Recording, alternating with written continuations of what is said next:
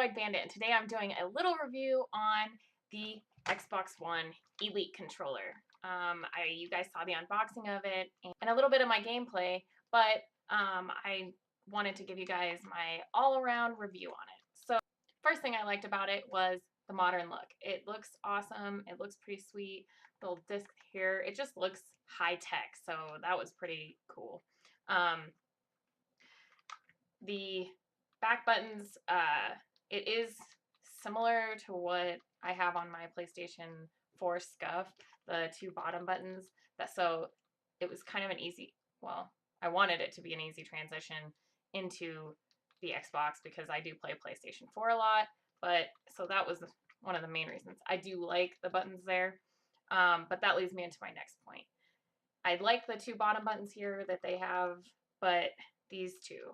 So these two, one thing is they're very sensitive to touch, and their placement of where they are on the controller, not very good, because when you're in the game and you're trying to hold the controller, you bump this one and it's so sensitive that you end up punching or pulling out a grenade launcher when you don't mean to. Like, I'm just in the middle of nowhere and I'm just going to pull out a grenade launcher. Nobody does that. So that's one of the things that I didn't like, is the placement of these two upper triggers, because I was just punching when I didn't want to. If you watch some of the gameplay, you'll see me pull out a grenade launcher. It's ridiculous.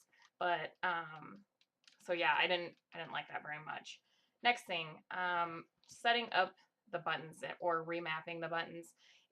This is a plus for me, is that once you get into the screen where you configure the buttons, it is pretty simple. You press the button you want and then choose which button you want it to be. So that was pretty simple, but leads me into the bad. It was hard as heck to try and find the app that you actually configured these buttons to.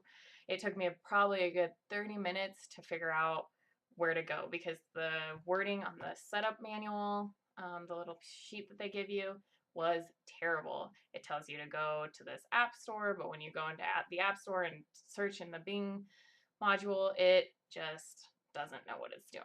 So I had to actually do a little more research before I could even figure out. I was getting very frustrated trying to find this app store. But once I found it, it was easy configuration for the remapping of the buttons and all that. Lastly, my biggest thing with the Xbox controllers they are pretty big for me. So all in all, I like the PS4 for many reasons, but because the controller is small for my dainty little hands, and it just makes it easier. But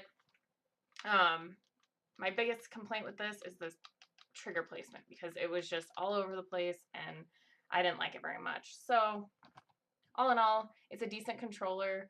It looks fancy, plays decent if you're not touching the wrong triggers. But all in all, I'm not a big fan of it. So it's up for sale if you guys want it. I'll shoot it to you for a decent price. But anywho, all in all, good controller.